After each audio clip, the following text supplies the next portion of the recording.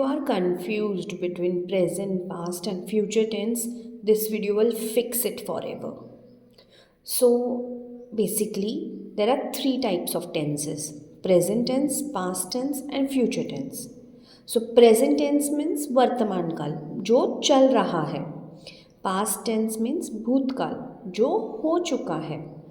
Future tense means भविष्यकाल जो होने वाला है. अब present, past and future tense के भी 4 सब टेंसेज हैं, सब टाइप्स हैं उनके, पर आज हम इस वीडियो में सिर्फ सिंपल देखेंगे. So present, past and future का फर्स्ट टाइप है सिंपल टेंस. तो फर्स्ट हम देखेंगे simple present tense.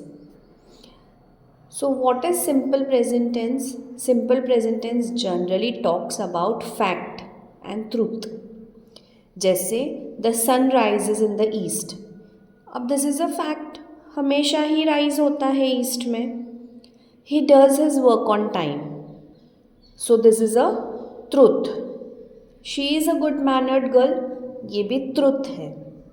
Generally simple present tense बताता है व्हाट इज़ फैक्ट या ट्रुथ. अभी ये देखना है फॉर्म्स क्या है वर्ब के यहाँ पे पहचानने के लिए. सो जब भी वर्ब वन के साथ एस या ई एस आएगा. अब वर्ब वन मतलब क्या? Base form. Base form first sentence में the sun rises in the east, इसमें rise is the base form. Rise is the base form and we have added S to it to make it simple present tense. He does his work on time, यहाँ पे does add हुआ है. ठीक है. She is a good mannered girl, is add हुआ है.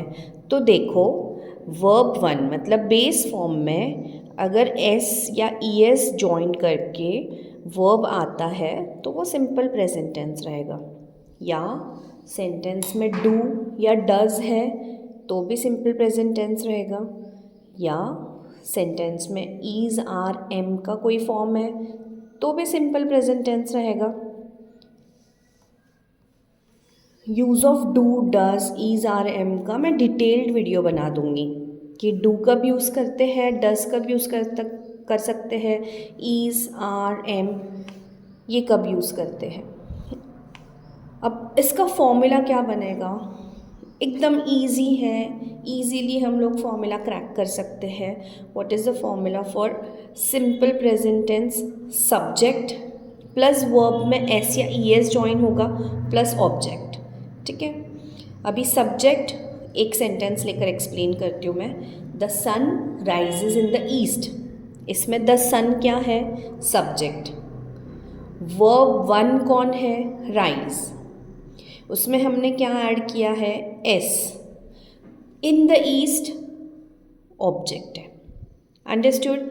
सो the formula for simple present tense is subject plus verb one plus S और E S plus object. I hope simple present tense अच्छे से समझ में आ गया है. चलो let's move forward to simple past tense. So simple past tense means वो एक्शन हो चुका है. The sun rose in the east मतलब आज सन आ चुका है. He did his work on time, उसने अपना वर्क टाइम पर कंप्लीट कर दिया है. She completed her remaining project, उसने उसका प्रोजेक्ट कंप्लीट कर दिया है. जो एक्शन ख़त्म हो चुकी है, the action which has already been done is the simple past tense. So what are the forms of verb in simple past tense? How will you identify whether the sentence is in simple present tense or past tense or future tense? See, we have already discussed simple present tense and we already saw the forms of verb.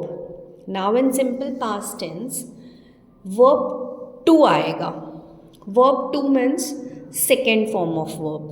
Verb one rise था, verb two rows हो गया. Verb one do था, verb to did हो गया. Verb 1 complete रहेगा, verb 2 D add करके completed.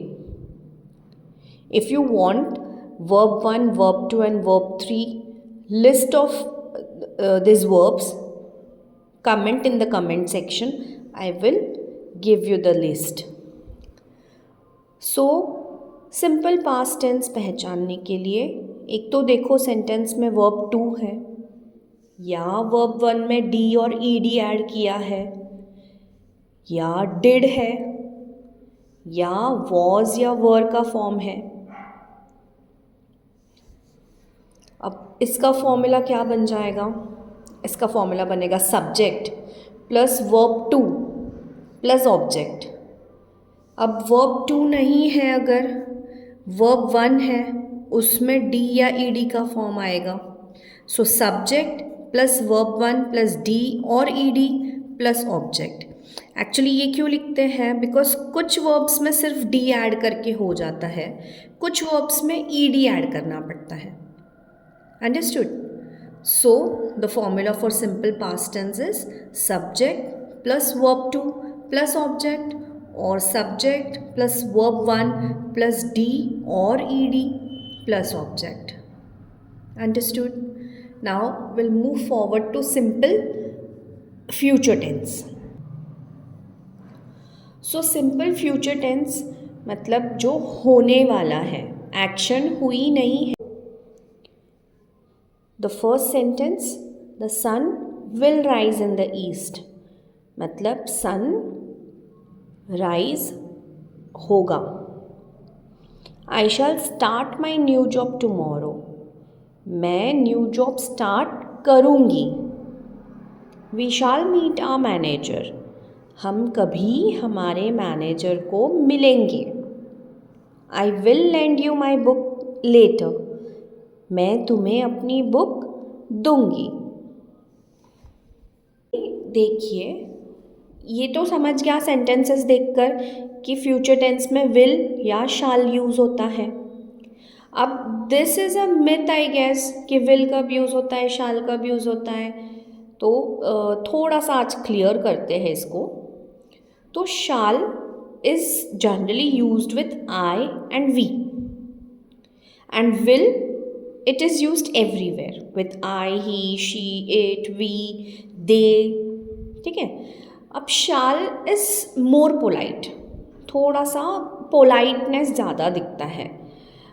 will में उतना पोलाइटनेस नहीं है. Plus shall is used when you are very certain to do that work. Fixed है कि तुम वो काम करने ही वाले हो. सो वहाँ पे शाल यूज़ कर सकते हो. बाकी will it is used everywhere. So let's see the formula for simple future tense. So formula for simple future tense will be subject plus will. Will के साथ में शाल भी कहीं कहीं यूज़ हो सकता है, plus verb 1 plus object. Let us see this with first sentence. देखो, the sun will rise in the east. यहाँ पे द सन कौन है? सब्जेक्ट.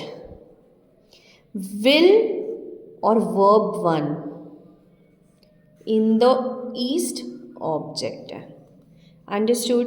द सन सब्जेक्ट है, विल प्लस राइज वर्ब 1 है और ऑब्जेक्ट है. वैसे ही सेकेंड सेंटेंस में देखो, I shall start my new job tomorrow. So I is the subject, shall plus verb 1.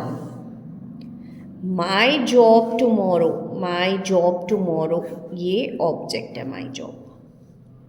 Understood? So formula for future tense is subject plus will or shall plus verb 1 plus object. I hope you understood simple present, past and future tense. I'll shortly put a video on remaining tenses. Till then, follow my page English with Robbie and give likes. Comment me if you want some detailed information about the verbs in it, the forms of verb 1, verb 2 and verb 3, or any other you want any other detailed video on any other topic related to grammar, comment in the comment section. And please subscribe my channel for such easy peasy grammar videos.